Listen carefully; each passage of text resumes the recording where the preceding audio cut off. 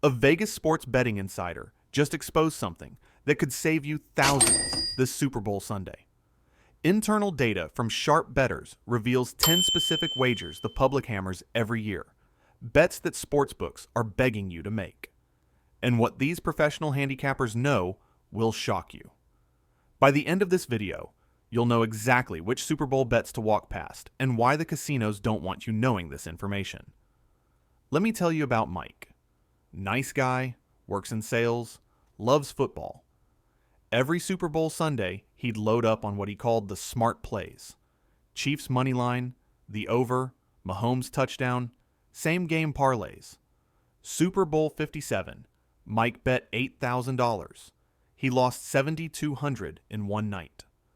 Professional sharps report Mike's story plays out thousands of times every Super Bowl. These casual bets represent 75% of all public money on the big game. That's catastrophic. Former bookmakers reveal sportsbooks have spent decades perfecting the psychology of what looks like a sure thing.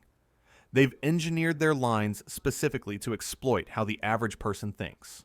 Here's what makes it worse. The Super Bowl is the biggest betting day of the year. Over $7 billion wagered last year. Sportsbooks kept roughly $4.5 billion, a hold percentage significantly higher than regular season games. You're not just losing. You're losing at a rate specifically designed to be worse on this one game than any other. Sharp money goes the opposite direction of public money about 80% of the time on Super Bowl props and spreads. That's professionals recognizing value on one side while recreational bettors pile onto the other. Let's kick it off with the first bet you need to avoid, the heavy favorite money line. Mike's biggest mistake that Super Bowl Sunday was putting $5,000 on the Chiefs at minus 180. He thought it was free money. Kansas City was destroying teams all playoffs. Just bet big on the sure thing and collect an easy profit. But sharp bettors who track this data report that heavy favorites are some of the worst value bets in any Super Bowl. The minus 180 price means you need to risk $180 just to win 100. According to insider analysis, that means you need to win at least 64% of the time just to break even over the long run. Historical data shows that teams favored by a touchdown or more in the Super Bowl only win about 58% of the time straight up. The math doesn't work. You're getting terrible odds on an outcome that's less likely than the price suggests. Former bookmakers have revealed that sportsbooks shade these lines heavily because they know public money will flood the favorite no matter what. They're not trying to balance the action. They're trying to take your money. Industry insiders have nicknamed heavy favorite money lines the retirement fund killer for Super Bowl because they've watched so many bettors dump huge amounts, thinking it's the safest play on the board. Now you might be wondering if there's an even worse bet than this. Well, stick around because number 7 is going to shock you when you see what sharps have revealed about its programming. Bet number 2 is the over on total points. This one is particularly dangerous because it feels so right. Super Bowl means the biggest stage, the best offenses. Everyone wants to see a shootout. Walk into any sports book and you'll see 75% of the money on the over. But insider reports tell a different story. Before I tell you what that is, I'd really appreciate it if you'd subscribe and let me know in the comments, what's the biggest loss you've ever had on a Super Bowl bet? All right, back to the story. Former sportsbook managers have explained that the over is a psychological trap. People want excitement. They want points. They bet with their heart instead of their head. Sharp analysis shows that in the last 20 Super Bowls, the under has hit 12 times. That's 60%. Yet every single year, public money hammers the over like it's guaranteed to cash. The books know this, and they shade the total higher, sometimes a full point or more above where sharp models say it should be. Bet number 3 is star quarterback anytime touchdown scorer. This is the bet Mike made on Mahomes, and it's one of the most popular props every single year. The logic seems bulletproof. Elite quarterback, red zone opportunities. He's scored touchdowns before. Why wouldn't you bet it? Former odds makers have explained that this bet is specifically engineered to attract casual money. The odds look attractive, usually around plus 150 to plus 200, which feels like good value. But according to sharp analysis, quarterbacks score rushing touchdowns in the Super Bowl at a much lower rate than the odds suggest. Over the last 15 Super Bowls, the starting quarterback has scored a rushing or receiving touchdown in only 4 games. That's 27%. But the odds are priced as if it should happen 40 to 50% of the time. The house edge on this bet is massive. Industry insiders report that this single prop generates millions in sportsbook profit every year because fans can't resist betting on their favorite signal caller to find the end zone. Bet number 4 is the first half over. This one catches bettors who think they're being strategic. They reason that teams come out aggressive, offenses are fresh, and the first half should produce plenty of points before halftime adjustments kick in. But sharp bettors who have tracked this data know something the public doesn't. Super Bowl first halves are notoriously conservative.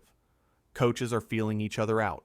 The stakes are enormous, and nobody wants to make a mistake early. According to betting market analysis, first half unders have hit in 14 of the last 20 Super Bowls. That's 70%. Former professional handicappers report that sportsbooks don't even need to shade this line much because public perception does the work for them. Bettors see the full game total, assume half of it applies to the first half, and fire away on the over. What they don't realize is that Super Bowl scoring is heavily weighted toward the second half when teams get desperate and strategies become more aggressive. Bet number 5 is the sharp-looking underdog money line.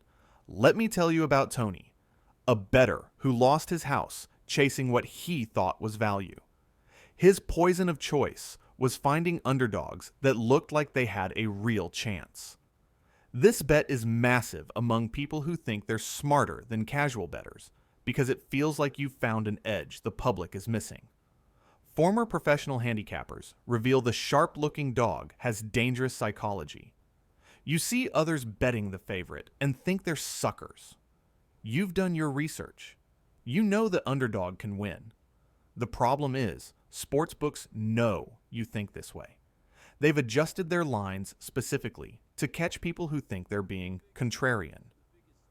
Tony bet underdogs in big games thinking he'd found a system. He'd risk $2,000 to win $3,000 on a plus 150 dog. He needed to win 40% just to break even. He was only hitting 32% over 3 years. That's losing $600 per bet on average. What kept Tony hooked was when those dogs actually won. $3,000 felt huge. But he didn't track the $2,000 losses piling up between wins. Over 3 years, Tony lost close to $70,000 chasing sharp-looking underdogs in championship games. Eventually, his wife discovered the credit card debt he'd been hiding. They sold their house to cover what he owed.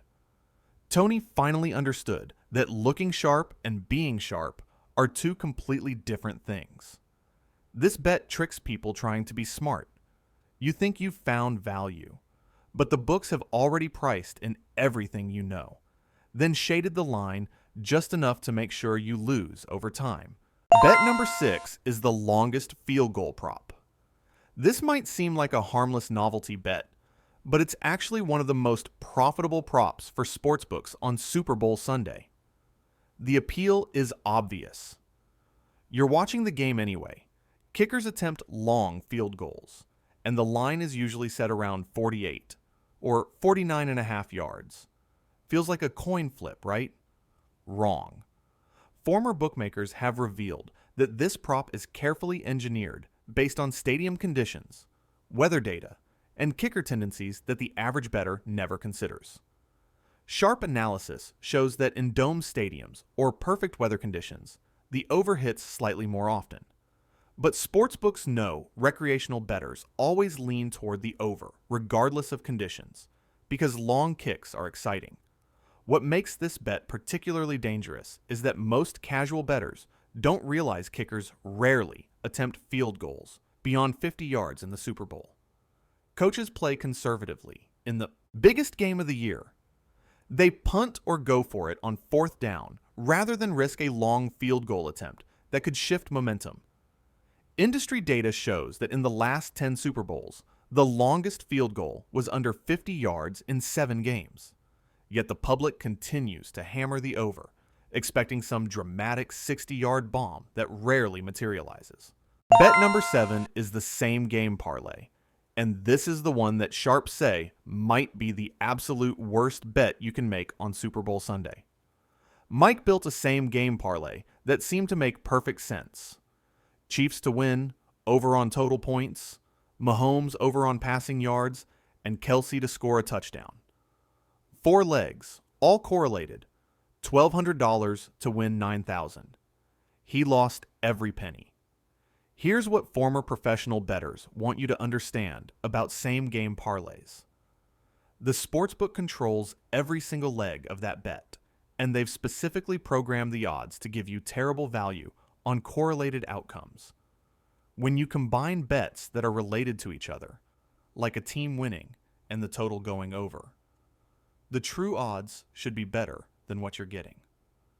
But the books have reverse engineered the pricing to make sure they win. Industry insiders have revealed that same-game parlays carry some of the highest hold percentages of any bet type, sometimes exceeding 20%.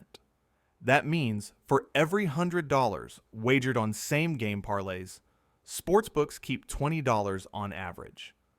Compare that to a standard point spread where the hold is usually around 4 to 5%. You're giving the house 4 times the edge and you don't even realize it. Former odds makers explain that these parlays are designed to feel like you're building something smart. The interface makes it easy. The potential payout looks massive, but the math is brutally stacked against you. Sharp bettors avoid same-game parlays entirely because they know the juice isn't worth the squeeze. Bet number 8 is the halftime lead prop. This bet asks you to predict which team will be leading at halftime, and it's wildly popular because it feels like you only need to be right for 2 quarters instead of 4. The odds are usually close to even money, which makes it seem like a fair proposition. But according to Sharp Analysis, this is another psychological trap. Former sportsbook managers report that halftime lead props are consistently priced in favor of the house because recreational bettors don't account for variance. In a game as tightly contested as the Super Bowl, the halftime leader is almost random. One lucky bounce, one bad penalty call, one special teams mistake can completely flip who's ahead at the break. Historical data shows that the halftime leader wins the Super Bowl only about 55% of the time. That's barely better than a coin flip. Yet bettors treat this prop like they can predict it with certainty based on matchup analysis. The books love this bet because it generates massive handle on both sides while maintaining a significant edge through the vigorish. You're essentially paying the sportsbook premium odds to guess the outcome of a random event. Bet number 9 is the MVP prop on the favorite's quarterback. Every year, casual bettors load up on the starting quarterback of the favored team to win Super Bowl MVP. The logic seems sound.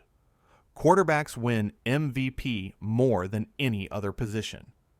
The favorite is more likely to win. Therefore, bet the favorite's quarterback for MVP. Former professional handicappers say this is lazy analysis that costs bettors millions. Here's why. The odds on the favorite's quarterback are heavily juiced because everyone makes the same bet. You might see the Chiefs quarterback at plus 120 when the true odds based on historical data should be closer to plus 200 or better. Sharp bettors know that Super Bowl MVP voting is unpredictable. Defensive players win it. Running backs win it. Even wide receivers have won it in recent years. But the public can't help themselves. They see the name Patrick Mahomes at plus 120, and they smash the bet button thinking it's a lock, according to Insider. Reports. This single prop accounts for nearly 30% of all MVP betting handle, yet it wins less than 25% of the time at the current odds being offered. The math doesn't work, but casual bettors keep making this mistake year after year. Bet number 10 is the exotic novelty prop combination. This is the bet where you're predicting things like the color of the Gatorade bath, the length of the national anthem, and the result of the coin toss all in one ticket. Sportsbooks heavily promote these bets during Super Bowl week because they're fun, they're shareable on social media, and they carry absolutely massive house edges. Former odds makers have revealed that novelty props can have hold percentages exceeding 30%. That means the sportsbook is keeping 30 cents of every dollar wagered on these exotic combinations.